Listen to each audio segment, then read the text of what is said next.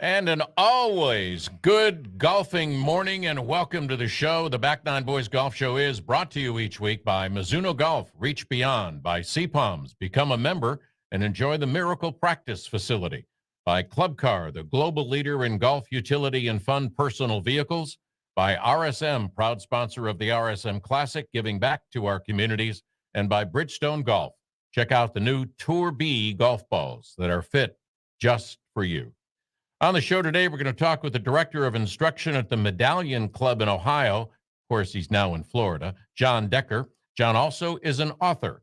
Then we'll talk with Clark Spratlin, the head pro at CPOMS Resort, about fulfilling his lifelong dream to live in the Golden Isles.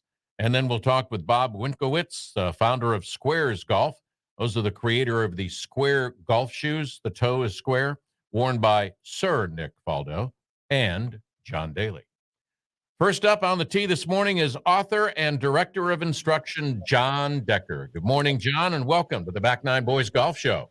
Good morning, Rich. Glad to be with you. I am so glad. We haven't seen each other for 2 years at the last PGA show, so now you're in Florida. Can understand why, based on the fact that your course is probably closed in Ohio. Yes, it's there's not much golf being played right now in Ohio, that's for sure. All right. You and I have not talked about this, but how did you get into teaching? Well, when I was about 25, I had no idea what I wanted to do with my life. I'd played golf my entire life, and I went to Grand Cypress, and I applied for a job as a bag room attendant. And the lady at Human Resources said, John, she said, we have a golf academy. Would you like to work there? I said, what's a golf academy? And she took me over there.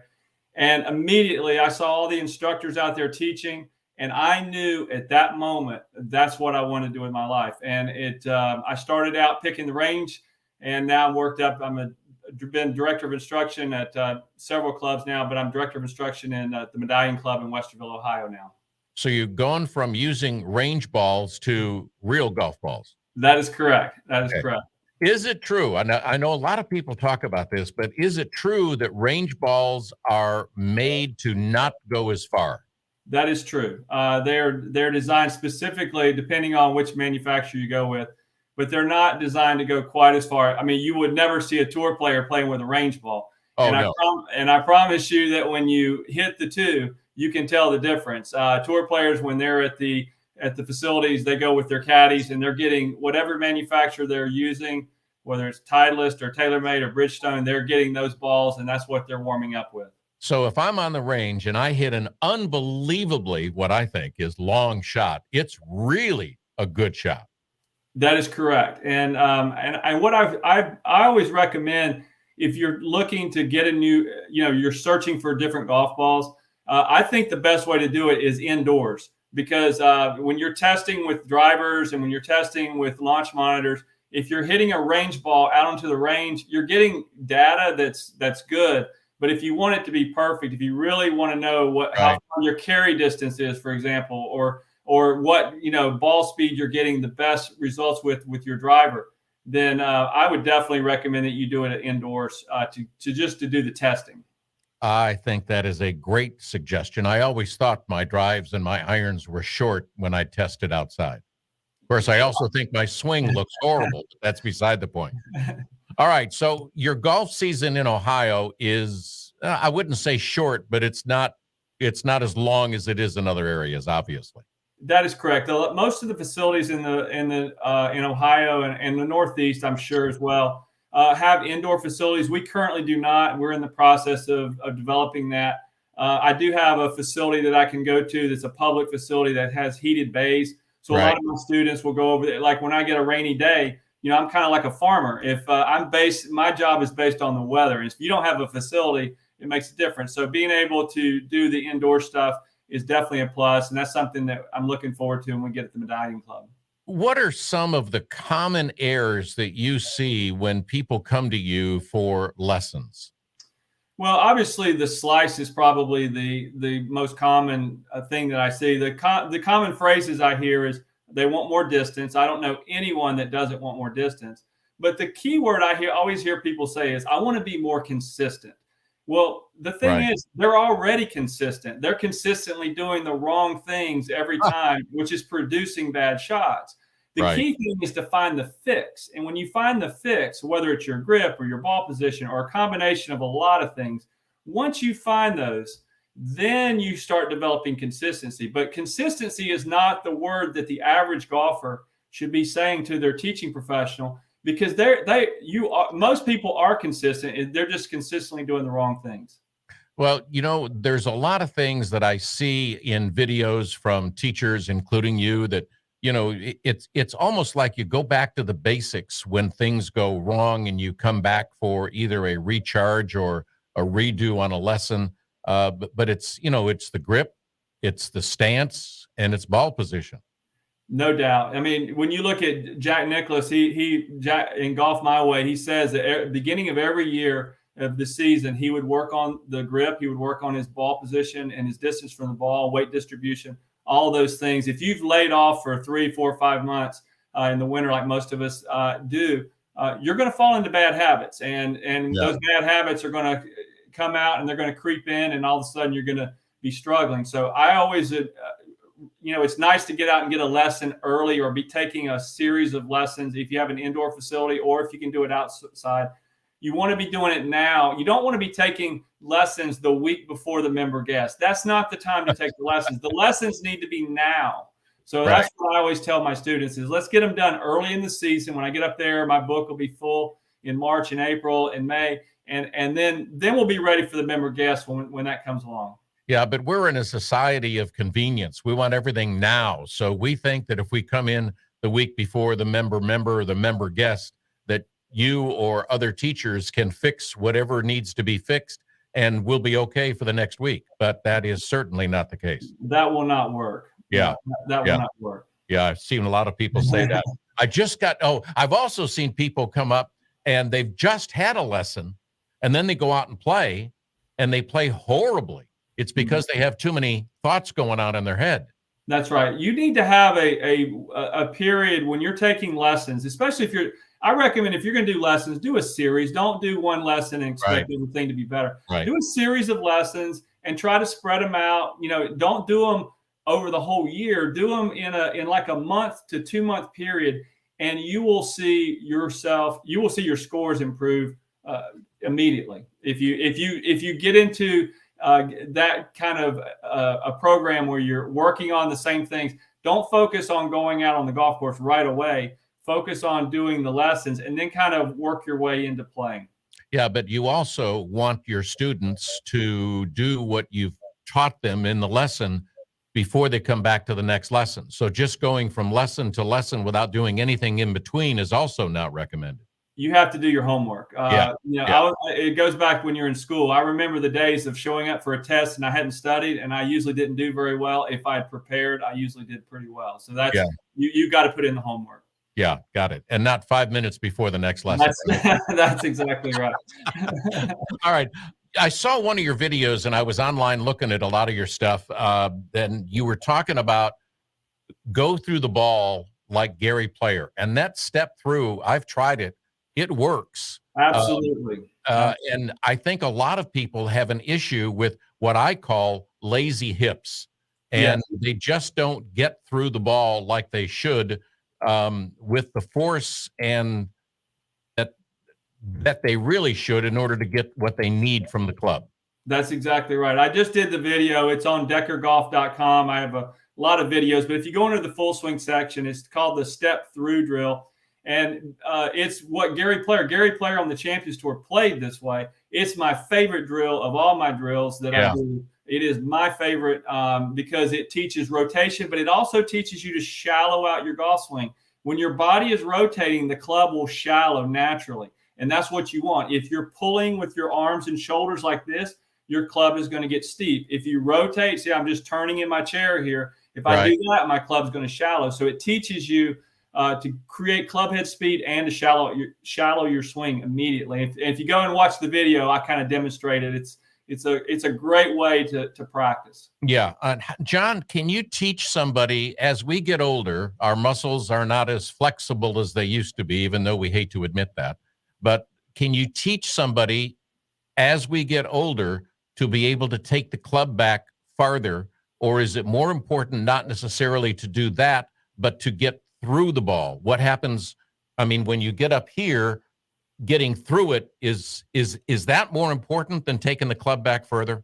You need to get the club back more so that it will come through more. It's like being on a swing set. To go Okay. higher on the follow through, you got to go higher in the backswing. So the best thing for that is the Orange Whip. It is by far the best. And I'm not paid by Orange Whip. I'm telling you, that is of all the swing devices I've seen out there, that is the best in my opinion. Jim has done an excellent job with that. I mean, it is used around the country. I mean, he's just fabulous with that warm up device. I mean, that teaches you rhythm and that teaches you getting through the ball. And you can do it at your house. You don't have to be on a golf course to swing that. Well, before we leave, I want you to talk about your book, Golf is My Life. I've just you told me that it's now on audio, and you did the audio. No, I did not do the audio. Kyle Colton did the audio, and he is a narrator, professional narrator. And I'd never listened to an audio book, but they asked me criteria what I was looking for. I said obviously I need to have a male, and I want him to have a Southern accent. And he does not have a Southern accent. I said, it'd be nice if they know something about golf. Well, he's not a golfer, but he had the ability to. I sent him some videos of me speaking, doing golf instruction, and he was able to, I think, do a pretty good job of getting my voice down. Awesome. He can do like Helen Alfredson. He does her voice. He does my mom, my dad, all the other people. He's able to change his voice, and it really brings the book to life. So I'm really excited about that. Well, give us the website for your book too. So yes, if you go it's on Amazon or audible.com or iTunes. The book is just put out today. It's Golf is My Life, Glorifying God Through the Game. John, as always, appreciate being with you. Maybe it won't be I hope it's not 2 years before we see each other again, but congratulations on the book, the audio part, and your lessons, and we'll see you again soon. Thank you, Rich, for this great opportunity. Have a great day. You too. John Decker. Our next guest is Clark Spratlin, new head pro at Sea Palms Resort. He'll be with us right after this on the Back Nine Boys Golf Show.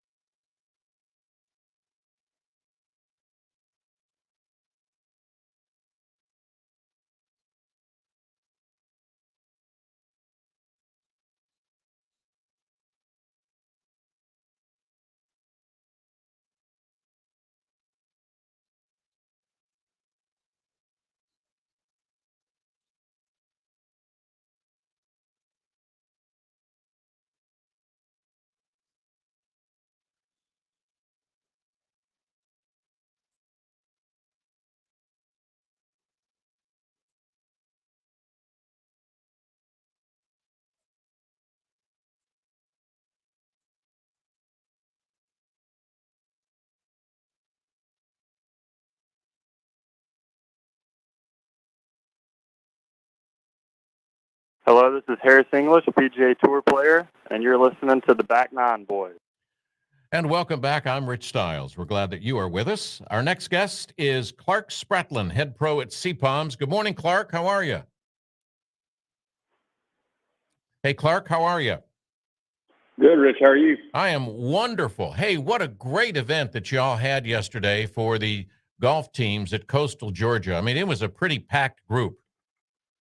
Thank you, Rich. It was a great day. You know, I know they've been working on this hard to get it, to get this in and to get some money raised to get those kids out playing on a national level, just not locally, so they can travel. And it was a really, really good day for all of us here at CPOMs. We're so happy to be able to help them out.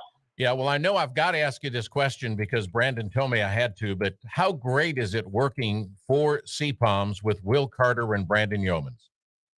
It is fantastic, Rich. This is really a dream come true for me. I've been in the golf business for over 30 years and played golf in college, but to be able to be here on St. Simon's, to be with a group of people who love the game and who want to make, CPOMs as good as it can be, and the commitment to the golf course and the facilities are just second to none, and it just makes everything go round. Well, I know that this was, as you said, a lifelong dream to come to the Golden Isles, but was that the most attractive thing about you taking the job with Will and Brandon to come to CPOMs, or was it the combination with the golf course and the opportunity to grow some things? It was a combination, of course. It just, I wanted to see, just coming to the Golden Isles was a dream come true, but you have to have the right opportunity. And this opportunity presented itself to see Will, to see what their dreams are and what their goals are and the things that they want to do with CPOMs. That, CPOMs it was very big and very moving and very active. And then for years, it just kind of went dormant. Yeah. And to see them revive it and to plant the seed and to see the number of members and to see the activity and the rounds and, all of it has come together. And that's what got me here. It wasn't just coming here. I could have probably figured out a way to get close and been down here, but not with this kind of backing and with this kind of success that's moving forward. So you talk about what you want to do as far as planting seeds and growing. Where does Will and Brandon and you, where do you want to go with CPOMs? CPOMs is going to become I see it, and it's one of the things I said when I first talked to him. CPOMs is going to be the membership club here on the island. It's going to be the center of activity. It's welcoming to all. We got lots and lots of great facilities here in the Golden Isles, but CPOMs can be this big center of activity. They want to take it that way, where we've got members and we got people coming to stay at the resort to just make this place really successful. So your men's league has grown tremendously. I mean, I get some of the emails and you talk about it. I see all the things at the club, and that's really been part of your growth. Yeah, it really has. Our MGA is fantastic. Somebody was lamenting the fact, we didn't have very many this morning. We had 28 this morning. We had 48 on Wednesday. There are days when we have 54. It's inviting.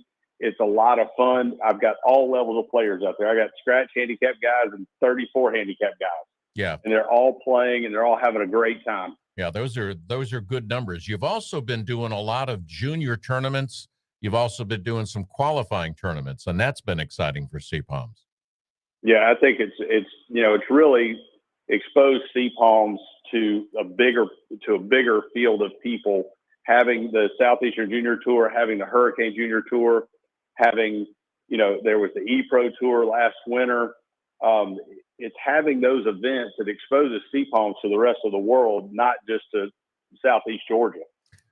As a head pro, and I know you tried pursuing a golf career and then got into teaching, but as a head pro, how much of your time now is spent in teaching? I probably teach 2.5, 3 lessons, a day on average. Okay. Been plenty of time teaching.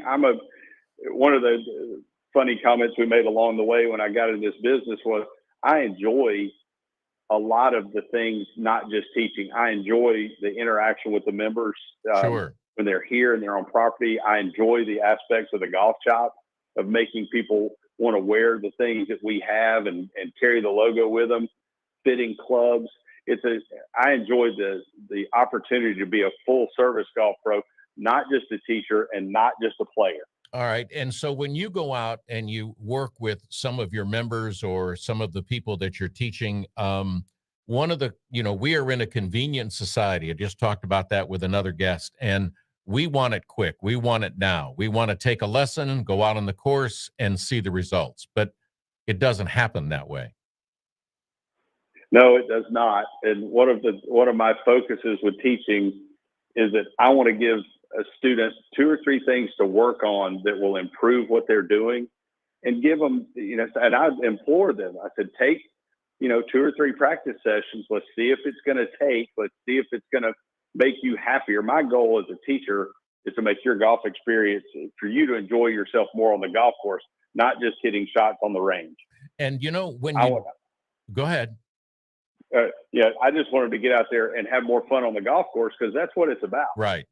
And having an opportunity to take a lesson, and then, whether you continue to practice about it, and then going back to, see what you've worked on, but hitting that shot when someone says, move your ball position, bring your club back a little further, get through it, and then you hit it and you see the result. To me, that's what becomes the believism, if that's such a word. If it isn't, I just made it up, but it won't be in Scrabble. But that, to me, is a key to having a great golf lesson, is seeing the results when you go out on the golf course. Oh, absolutely. They've got to see the results. All teachers are different. I have friends, and I know that we teach pretty much the same golf swing and the same principles, and it's the way that your teacher communicates with you, right, to get you to do those things. Because some people listen to people differently and they hear different words, but that's the ultimate goal, is to get them to hit those shots and to come in and say, you know what, hey pro, man, I had a great day today. And you look at his score, and maybe he's 2 or 3 shots better than he was 2 weeks ago, but he's starting to hit shots. He's starting to see those results. And that's the goal, for me as a teacher, is to get them to enjoy it more and to hit those shots. And sometimes it's not necessarily the score that's important. It becomes more important of your contact, your consistency, and seeing some of the results from the lessons that you've taken. Oh, absolutely. Seeing those results, and to see the ball. You got a student who comes to you and he's having issues hitting pitch shots over bunkers.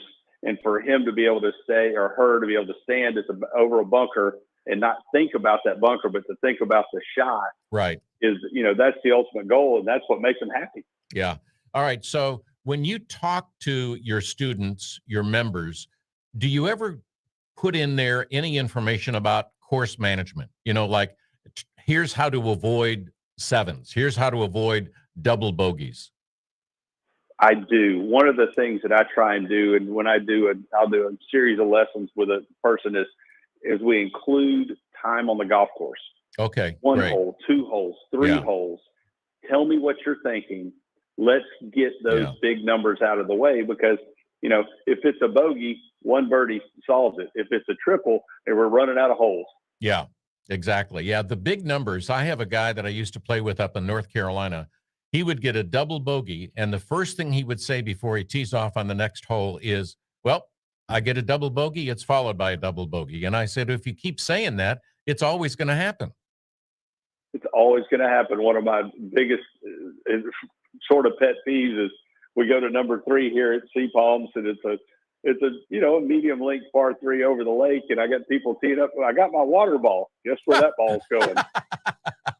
I used to do that. I mean, honestly, you pick up an old ball, you can't even see what brand it is, and and you put it on there because you see water, and you shouldn't even see the water if you're playing correctly mentally. You should just see the pin and the green and try and get it on the green.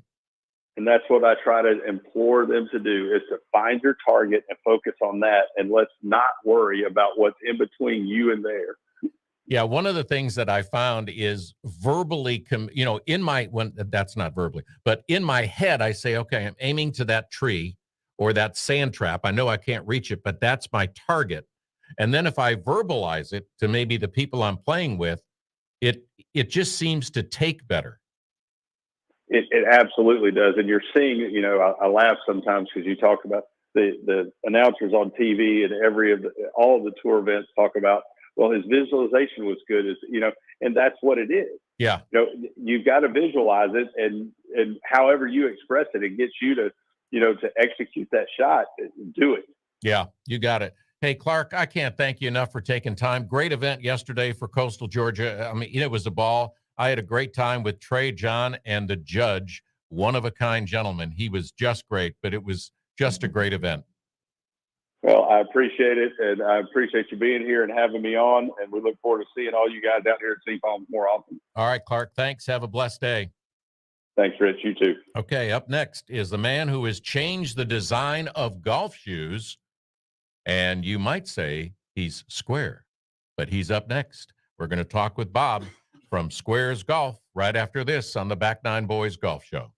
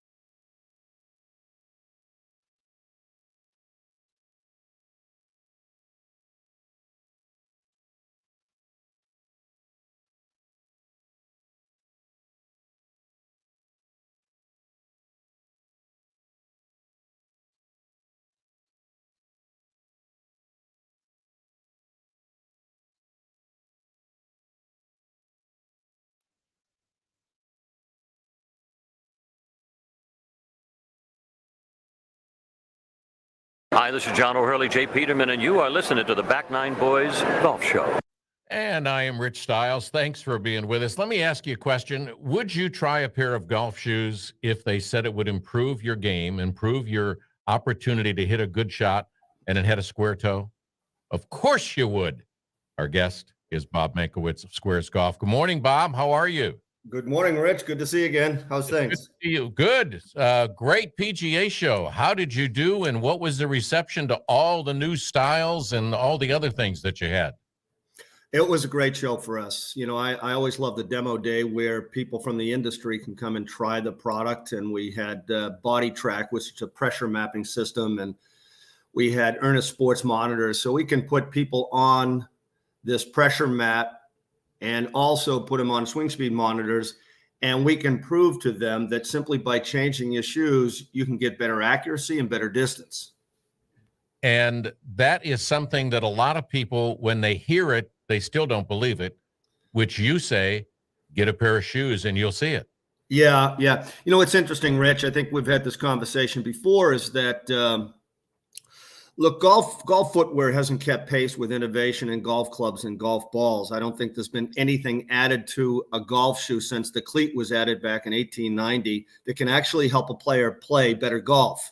Yet golf equipment, whether it's a driver or a golf ball, has innovated themselves really to a commodity. Why? Because the USGA has stepped in and regulated the performance of drivers. Right. But with golf footwear, I tell people there are two connections in golf. There's your hands to your club and your feet to the ground. And I always ask them, which one's more important? And then I say, I put a golf ball on the ground, a club on the ground, and a pair of Squares golf shoes on the ground. I said, which one of them can help you create swing speed? The golf shoe is the only one. The club and the ball are recipients of the swing speed that you create. Right. So what we did is we looked at the golf shoe and we studied ground forces and we did all the swing analysis. And we learned that if your toes can sit naturally in the shoe, you'll have better balance, better stability. But then after we squared off the toe, so your toes could sit naturally, we widened the base under the ball of your foot by 4 millimeters wider than any other golf shoe. Now that will also provide better balance, better stability. But now when you flip the shoe over, you've got more surface contact area with the ground. So that means there's more energy, a better energy exchange with the ground, more efficient exchange. And we're able to map that out and what that provides the golfer. So that better balance, better stability gives you more accuracy, but it also gives you more swing speed. And we were seeing people between 6 and 12 yards. So, you know, it's something that we can prove out, and people just overlook the importance of golf footwear. All right, where did the square come in? I mean, I know what you just talked about as far as the other things, and I totally agree with you, but where did the square come in? So the square came in with, you know, back in the early 90s when I was working for Arnold Palmer. I was out one day hitting golf balls with a friend, and I had just come from work, and I was wearing my dress shoes, which at the time were a square toe dress shoe. So I just grabbed a 9-iron. I was sitting on the range and I'm looking down and I'm saying, geez, for some reason, I feel like I'm hitting the ball better, more balanced, more stable. And I thought, well, geez, maybe I'm just not going after it as much because I'm in dress shoes, but it kept happening. And so that's where the idea came from. I built the first prototype. I went out and started testing it, and the research and the data was just overwhelming. Wow. I mean, it is an incredible story, and obviously one that is continuing, and you've got an opportunity with Sir Nick Faldo to do your commercials. How did that come about? Yeah, that's a great story, Rich. What happened was in May of 2020, my phone rings, and Jeremy Eisenberg, who was Sir Nick's agent at the time, says, Bob, Jeremy Eisenberg, I represent Nick Faldo. He'd like to get a couple pairs of shoes. You know, I thought somebody was breaking my chops, and, you know, one of my friends is calling me, and, you know, right. But anyway, long and short of it is he had a show. It was called the Faldo Formula, which he did the mind, the body, and the swing. And part of it was he loved to practice balancing exercise, because he's a big fan that if you don't start with balance in the golf swing, you'll never find it during the swing.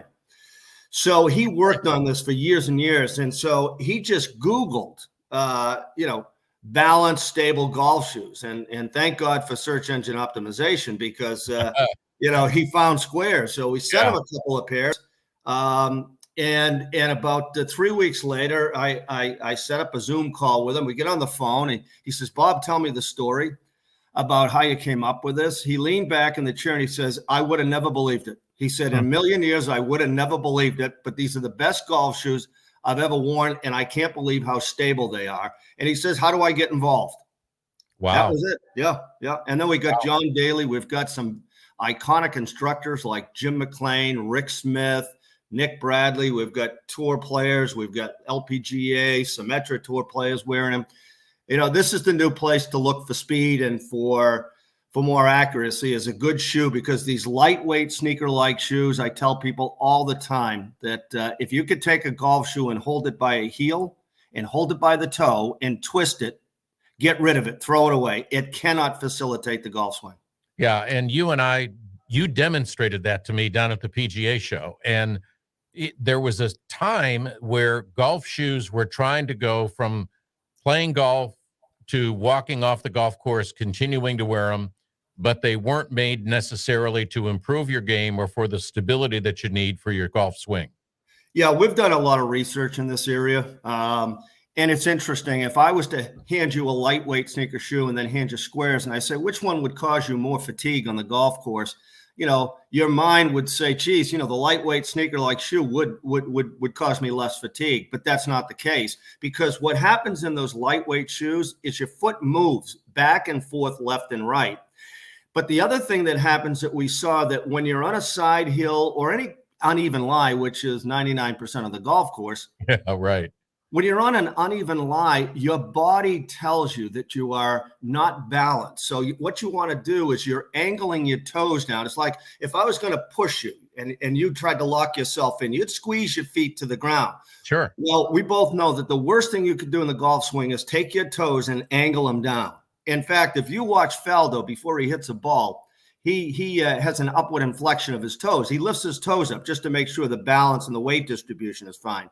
But what happens, like I said, in those lightweight shoes is that your feet are going to move in that shoe one way or another, and it's going to cause you fatigue throughout the round. And so when you come off that course, certainly you can wear them to the supermarket, but that's not what that shoe was meant for. That shoe, a golf shoe, was meant to play golf. You definitely need a cleat on that shoe, and you need structure and stability.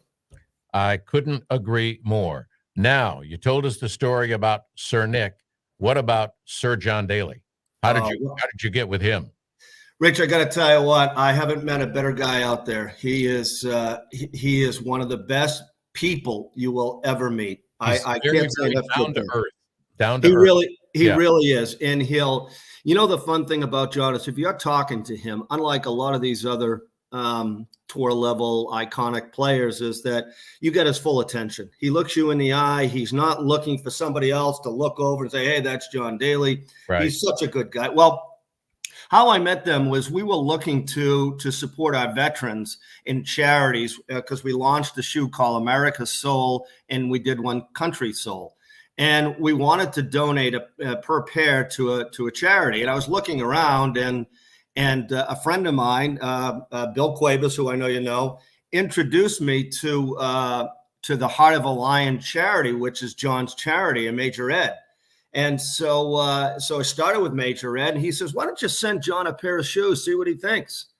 Well, the same thing. We sent him a pair of shoes. Next thing you know, my phone rings. I said, hello. He goes, Bob, John Daly. He goes, hey, brother, I love the shoe. We got to do a deal. And I feel really blessed. I really do. But it's, it's interesting. I really do believe that the golf shoe has been overlooked as a source of, I tell people all the time that it facilitates the key fundamentals of the golf swing. And people find it hard to believe that hip rotation is a function of your feet.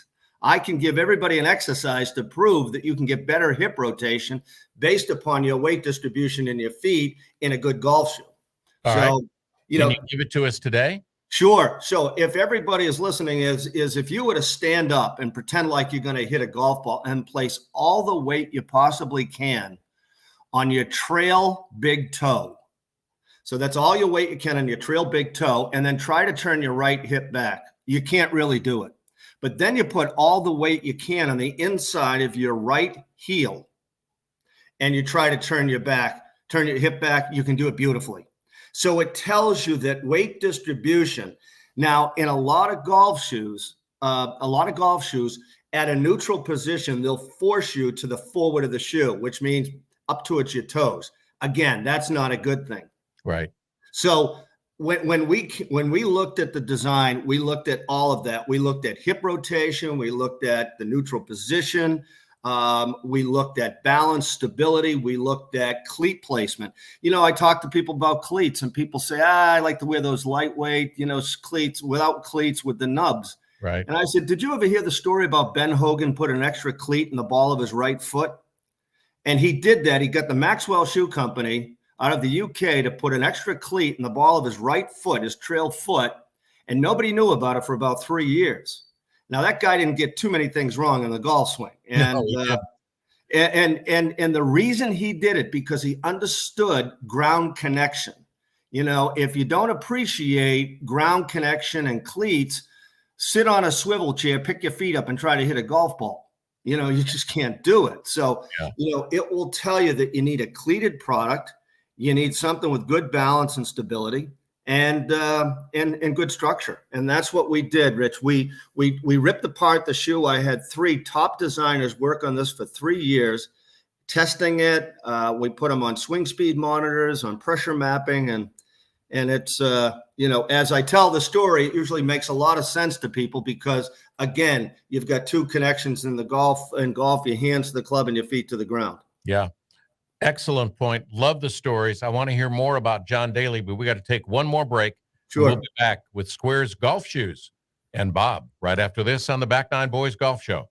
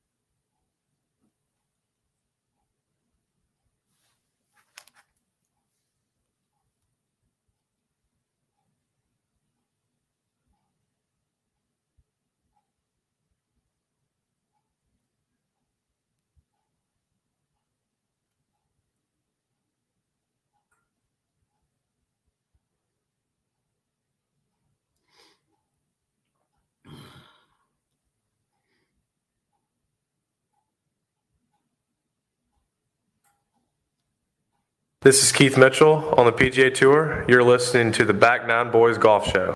And welcome back. I'm Rich Stiles. We're on the phone with Bob Makowitz from Squares Golf. Bob, you and I talked down at the PGA show about when you were showing me all the shoes for this year. You designed a special shoe for John Daly, and I was so taken aback. It was just incredible. And you said when you sent them to him, he absolutely loved them. Yeah. So, well, not the first pair. We we talked about doing a shoot together. So my designer and myself, we talked about a design and sent it to him. The phone rings. It's him. He goes, Bobby, I can't. I hate these shoes. This is not me. This was one of those very clean, very upscale, Right. very nice looking shoe. And he goes, Bobby, that's not me. Yeah. And so I said, okay. Now, so I get on the phone with the designer. I go, all right, let's let him have it. So we designed a shoe with kind of a silhouette of his face on it. We put the Arkansas hog on it and the word redneck on it because, he calls himself a redneck. He loves that term about himself because he's a good old boy, country boy. And so we sent him down the shoes with the Arkansas hog on it, his silhouette, and he calls me up. He says, I love these shoes. He used another adjective that I can't say on the radio, but he goes, I love these shoes. And we also just did one for Sir Nick Faldo for Augusta, what we call our Augusta edition, which is it's got a lot of history behind it. We call it the white dogwood, and then we got dogwood flowers all over it, but it's got the number 11 on it. And for those people who are listening, the significance of number 11 at Augusta and Nick Faldo, I'm sure you know what it is. Yeah. But he's the only, he won 2 of his Masters in playoffs, back-to-back years in playoffs on the 11th hole. And it will never be done again because Augusta changed their rules, in terms of playoffs. So it will never happen again. And so that 11 signifies his 2 wins there. And the shoe is really a good looking shoe. And we only made 700 of them. So I'm pretty excited about that as well. And the other thing besides that shoe, I mean, you had some others, you had some nice new ladies designs and stuff, which I thought were good, but you also created, which I was very surprised, but also very pleased that you did, a pickleball shoe. Yeah. Wow. It's interesting because the movement in pickleball, you play the game really on the forefront of your foot. You're always kind of leaning forward and you've got the line right there and you're back and forth. And because of the square toe, again, your toes sit naturally, you'll feel a lot more balanced. And somebody came to us, a gentleman who's an expert, actually the director of innovation for V1 Sports, a gentleman by the name of Phil Stoddard, came to me and said, Bob, these would be ideal for pickleball. Have you ever considered it? And I said, geez, I hadn't. And he said, listen, make a cut. You're going to change the outsole to match up a pickleball court. So we did an outsole, a herringbone outsole that we built. We tested it. We tested it with a couple of top players out there, and they came back and said, geez, this thing is great.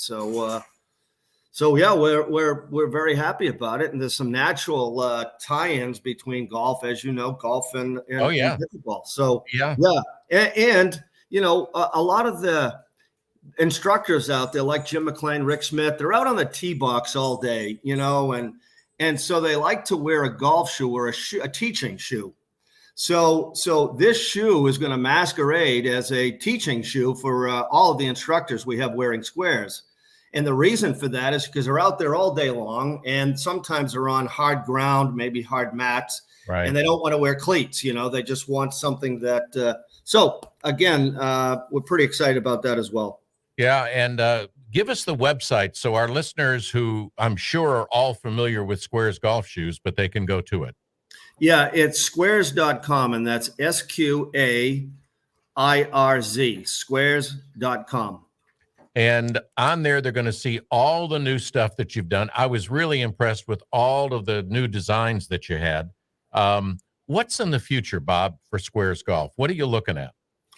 We're still looking to innovate, Rich. There's a lot more to be done in golf footwear. I mean, I think back to the Big Bertha days. I was in the industry working for Arnold Palmer at the time, and I saw the innovation and, Ping and Big Bertha launched, and that was all about perimeter weighting at the time. And I've seen the evolution of golf clubs, but golf footwear hasn't kept up with it. So we're looking at ways to harness the energy in the golf swing. There's so many inefficiencies that one creates during the swing. And again, if you can provide a good stable platform, starting with the shoe, I believe you can hit more accurate and longer shots. So we're working on technology right now to provide more structure, but also to harness more of that energy. One of the things that I was also very surprised at is that you also have some guarantees with your golf shoe. Absolutely. Yeah, thanks for mentioning that. We provide a 30-day, no questions asked, money back guarantee. And I really believe that, we market this shoe as the comfort and distance golf shoe. But I think instantly when somebody puts this on, they're going to find so much more balance, so different feel, that I want them to go out and play in the course, because if they're not finding, the distance that somebody else is getting, they're going to find something else in the shoe that they really love. So we have a 30-day money-back guarantee. We have a 2-year waterproof guarantee. The shoe is 100% waterproof. It's something that we say that, we back it up. Yep, and you do. And another question, how was it working with Arnold Palmer? As you can imagine, I get asked that a lot, and they say, how was he really? And I said, everything you thought he was. He was such a great man, and I had the opportunity to see him every quarter and present to him technology. And the one thing that I learned from him, every time I presented to him, he'd look at me and say, "What's in it for the golfer?" So every time we developed a new club, a new putter, whatever, you go, "What's in it for the golfer?" And that's one of the things that drove me with this product here, is that there's got to be something in it for the golfer. It can't be marketing. It can't be fluff. It's got to be the legitimate technology that can help people play better golf. But he was a great guy, Rich. Really, one of the best. We had a tremendous opportunity and a very memorial opportunity to open up some golf courses with him when I was up in North Carolina. Just a great guy. And he was what he was. He was a golfer. He was a man's man. He just loved the game. I see a lot in John Daly that I saw in Arnold, in the sense that they truly take an interest in you when they're talking to you. Yeah. And they make you feel like you're the only one there. So they're really special human beings. Well, you are as well. And Bob, thanks. Enjoyed talking with you this morning. And thanks for being with us on the Back Nine Boys Golf Show. It's a pleasure. And thanks for all that you do for the game, Rich. Thank you. All right. Appreciate it. Bob Winkiewicz with Squares Golf. Go to their website, find out more about it. It's strictly online. And so are we on ESPNCoastal.com. Back Nine Boys live every Saturday and Sunday, 8 to 9 on ESPNCoastal.com. Thank you for being with us. You've been listening to the Back Nine Boys Golf Show with Rich Stiles. Go to back9boys.com for all things golf whenever you want it. We'll be